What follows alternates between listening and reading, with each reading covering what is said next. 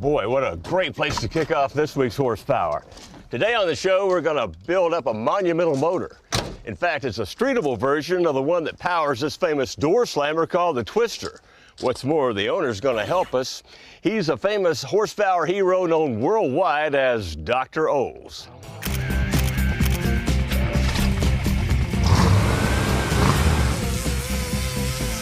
The only place you find a helping hand is at the end of your own wrist. No free lunches. There's nothing for nothing. Nobody's going to hand you anything, and nobody's going to make you famous. You're going to make yourself famous. It's that kind of work ethic that made Joe Mondello famous as a racer, engine builder, and technical innovator. Driving his way to Comp Eliminator championships in the 60s, Joe also had the drive to design better ways to make engine horsepower. By the 1970s, all kinds of race cars were running and winning thanks to his innovative cylinder heads. Horsepower is limited by the amount of air that can pass through the cylinder head. That is the controlling factor. Period. End of story, and that's the way that works. In 1968, Mondello started racing for Oldsmobile while also developing specialty engine parts for their 455 big block, hence the name Dr. Ols. They're just self-driven air pumps. But when you do really good cylinder heads on them now, they're dynamically driven. Dr. Ols is now a member of 5 Halls of Fame, and with a legacy like that, he could easily rest on his laurels. But years ago, a new mission emerged. The lady that you met today, Mary Mondello, said, Joe, I want you to start teaching people what you know, because when you die, it's all going to go in the box with you. So we decided to open a one-week class. He used to say, learn 40 years in a week, and he tried to cram it all in, too. Things are turning out good. You got great grinder control. But get around that front part of that guide a little bit better. Yep. When you walk in the front door, you're an engine assembler. When you leave on Friday, you're an engine builder. Big difference. That's the difference. Before we could apply Mondello's magic to our own 455 build, we had to find a decent used block, and we were pretty sure one was waiting under this motor we bought for a few $100. So after a complete tear down and displacing a family of brown recluse spiders, we had the foundation for a true classic motor creation. After cleaning and magnafluxing the block, we're ready to start the machining process. Now here at the Tech Center, they've got all the latest equipment, and the guys that use it, well, they were trained by Mondello himself, so you know everything's going to be done right the first time. After cutting the main caps to shrink the bores about 1/1000, the first major step is to line hone the block to make sure the mains are round and straight. Then Brett loads our block in an RNC block surfacer. First, the machine has to probe the block to learn where the holes are. Then it takes out 30 thousandths from each cylinder before the initial pass of surfacing.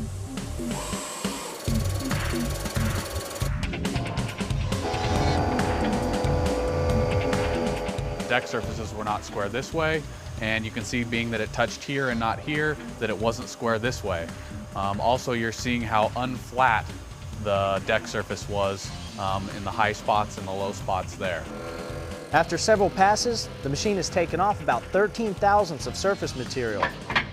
Then David and his son in SV10 take over to hone out the cylinder bores to make them perfectly round with a crosshatch to allow the rings to seat properly.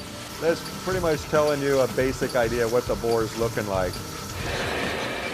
We're reusing the stock rods, but only after Brett resizes them with new ARP bolts. The stock crankshaft's in pretty good shape, but David will need to do a little drilling to bring it into perfect balance. Then a little polish on the journals, and the crank's ready to go in.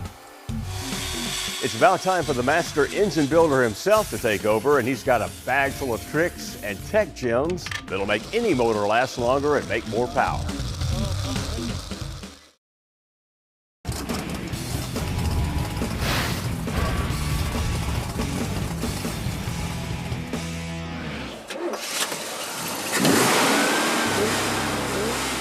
We set out to build a piece of horsepower history, the Ols 455. By first tearing down a boneyard beast to render a usable bottom end. Then we took the block to Joe Mondello's Tech Center for complete machining, had the crank balanced, and the stock rods resized for use with new Speed Pro pistons. Now it's time for Dr. O's himself to step in for his basic cleanup porting of our Edelbrock Performer RPM heads. The biggest thing about doing these heads is mastering this grinder. As the grinder gets away from people, you got to have grinder control. Remember, you own the grinder, it doesn't own you. No doubt who's in charge of the grinder here, and after roughing out the short side radius, time for a little polishing. And here Mondello uses a creation of his own called a flapper stick. It leaves one consistent texture in the port, which helps to have a much better homogeneous fuel mixture and a lot better strata layer of incoming fuel in the port runner. Our heads are also treated to a basic valve job to make sure the valves seal to the combustion chambers, but that's not the only reason. The different angles on the valve seat are going to change the wet flow characteristics and the dry flow characteristics of the cylinder head. What we're doing here is pressure testing the seat to make sure it's sealing properly. See, we're well into the green here at 0.8. Back in the porting room, Mondello meticulously deburrs the block to eliminate the smallest possible obstruction of oil flow. Like here, smoothing out an oil hole that lubricates the timing chain. Done. He even goes into the water jackets to clean out the rust and calcium. By getting in there with this thing and cleaning that up, the engine runs cooler through break-in and cooler through the whole life of the engine. Hey, before we start building up our bottom bed, I want you to meet the real boss of the tech center. This is the Cisco Kid. He's dressed for speed and born to run. Meanwhile, I think the doctor's ready to operate. And the first OR procedure is to knock in the new cam bearings. Before anything else happens, Joe installs the rear main to measure it with a gauge. Hey, check out the tool he invented for getting the main back off. Mondello spent years coming up with innovations that improve the Oldsmobile engine's notorious oil return issues. Well, like the 4 oil restrictors he puts into the mains. It keeps more oil down in the main bearings and around the rod bearings because of the large capacity of oil flow. Of course, you have to modify the main bearings in order for the restrictors to work. In goes the cam now, which by the way is a comp hydraulic roller with their special proplasma nitride treatment. Next, installing special front and back oil galley plugs. Make sure that the oil galley plug in the back has got a 40 thousandths oiling hole in it. If it's a 3/8 pipe plug, you will burn up the cam and you will burn up the distributor gear. Guaranteed. Now the crankshaft can go in, along with main caps and ARP bolts. Then using a feeler gauge, he makes sure thrust is between 6 and 12 thousandths. It's a 6. They check the top and they also check the bottom. Next, he pulls the crank forward to tighten the bolts before torquing. 90 pounds with Molly. Joe uses timing gears that change the olds from a slit fit to a press fit setup. It's plain to see that Mondello doesn't use any part right out of the box. That definitely goes for piston rings. After precisely checking the end gaps, and in many cases grinding them down a little, he uses a special stone to smooth out the sharp edges. The biggest scratches in a cylinder bore are the sharp edges on these oil rings. This side is for opening and closing events. This side over here is for intake centerline. Mondello is a strong advocate of degreeing the cam at 4 cylinders, 2 on the right bank and 2 on the left. If you degree your camshaft, you have worked on the heart of the engine. If the cam timing's right, everything else will fall in place. After installing the oil pump and pickup, we'll be good to go and finish the build back home at our shop. Meanwhile, it was mesmerizing to spend a couple of days with this icon of engine building. Still going strong after 50 years of high-performance perfection. Questions always asked to my wife, when's Joe going to retire? Joe's not going to retire. We're going to have the funeral and a retirement party the same day. So show up. That's the way it's going to work.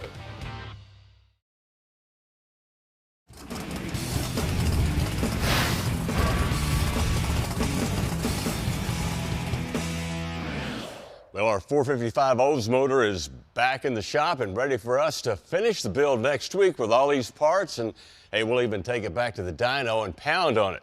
You know, I guess it goes without saying, when you build a motor, the best way to save money in the long run is to build it right and build it to last. We certainly witnessed that at Mondello's place. Those guys are meticulous with every step of the process, including degreeing the cam. And why not? When you degree the camshaft, you're making sure it's synchronized with the crankshaft.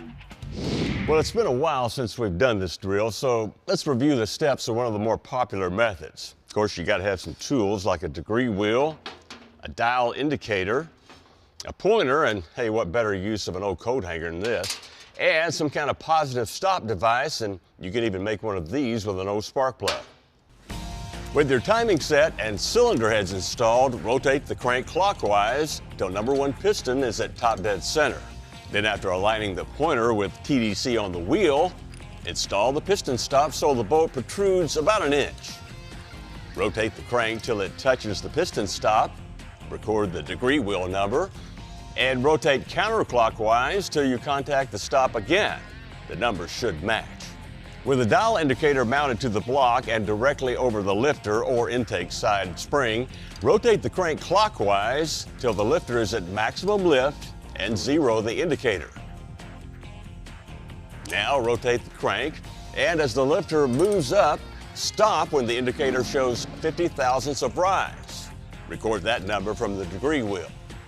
Okay, continue rotating past maximum lift till the indicator again shows 50 thousandths and record that number. Both should match the numbers on your cam card. As we saw at Mondello's Tech Center, Joe insists on degreeing at 4 cylinders, 2 on each bank of the motor. So why isn't 1 enough? Doesn't tell you whether or not the lifter bores are straight. Doesn't tell you whether or not your cam tunnel is straight. Doesn't tell you whether it is slanted front to back. So, when I teach somebody here in my engine blueprinting course, I make all my students degree 4 cylinders. 2 on the right bank, 2 on the left bank. Oh, well, one thing I've learned over the years is no 2 engine builders do everything exactly the same. But I think they all agree that some degreeing is better than no degreeing. We'll be right back.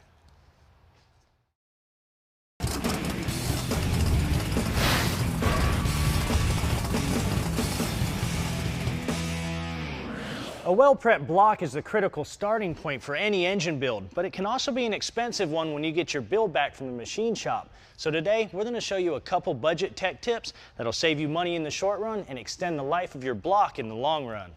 For the first one, all we need is a die grinder, a grinding stone, and some burrs.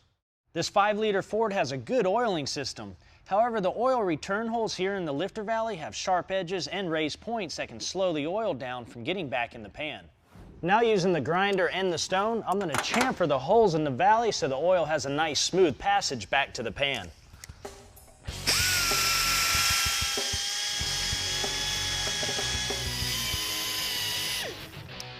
With the burr, I'm going to smooth down the area around the rear lifter boards where oil can puddle.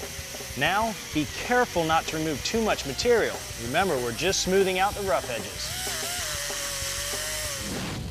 One more thing, the rough porous surface of the valley can be restrictive itself. So for the icing on the cake, we're just going to cover it with some acrylic enamel to give it a smooth, slick, unrestrictive surface. Well, now that Mike's icing, or rather paint, has dried, let's be a little bit more block specific. These 5-liter blocks do have one drawback that's worth pointing out. The material here in the lifter valley is pretty thin. At high RPMs, some of these blocks have been known to split, and it usually starts right in the lifter valley. So how does that happen? Well, in a high-performance setup, the engine can actually twist, the cylinders will distort, and since the valley is the weak point, guess where the crack starts? Well, here's an affordable ounce of prevention called a Valley Girdle Pro, and it comes from Horsepower Sales. Now you install them here, bridging the valley, and they strengthen the top of the block, reduce stress, and dampen harmonics. You just tighten down the Allen head bolts, drill 1/4-inch holes at each end of the girdles, tap in these roll pins, and that's it. In addition to Fords, they've got them for other high-revving engine applications, any place where a little extra strength might prevent a not-so-simple twist of fate. Yeah, I don't mind cleaning shop tools. I'll mop the floor. What? I even do windows. There's one place I draw the line, though, and that's doing laundry. That's one of the reasons we've given up cloth shop towels for these disposable wipe balls. Now, these things are tough and durable, even when wet. Check this out. Cast iron manifold, he ain't heavy. They're also absorbent and will soak up just about any oils, greases, or other liquids we throw at them. Now, we like the pop-up box here, but like their other towels, you can also get them on a roll. Any car with a high-performance engine needs a suspension that can handle the straightaways as well as the curves. Now, Atco Engineering has been in the sway bar biz since 1961 with over 2,000 applications. Now, this setup here is for a Mustang, and it's made of sturdy tubular steel. Comes with all the hardware and urethane bushings you need to put it on your ride to keep it handling like a true sports car. Now, the price, well, it's pretty easy to handle too at $300.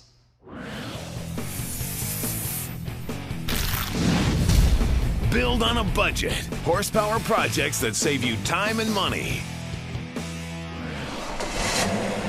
You finally found your dream ride. But after the first night in the driveway, you realize you're still chasing rainbows. Of course, the rainbow in this case is oil. Well, most leaks aren't the result of mechanical failures. In fact, this one could be the result of a pinhole in the oil pan, a less than perfect seal, who knows? Well, to try to find and fix this Camaro's leak, we're going to try out a new product we found called Super Seal. It's actually a two-step process, and the first step is to pour in the ultraviolet dye. After running the motor about 15 minutes, you shut it off and take a UV light to look for the leak. Okay, it looks like we've got a little leak here at the oil pan gasket. Now, time for step 2, the Fix-A-Leak Sealer. After that, you just drive the car around a few days, check the source again, and if you don't see green, well, you've saved some green at the repair shop. By the way, a bigger leak might take a second application. Now, Super Seal makes their stop leak stuff for radiators, transmissions, and power steering pumps, and the parent company Quest even makes the UV light that doubles as a flashlight. Right now, I want to leak some information about upcoming horsepower shows. Next week, we've taken on the challenge of hot rodding one of America's most popular police cars, the Dodge Hemi Charger. Later on, we'll correct the gearing in our Turbo Mustang before we take it to the strip for some serious test and tune. See you next time.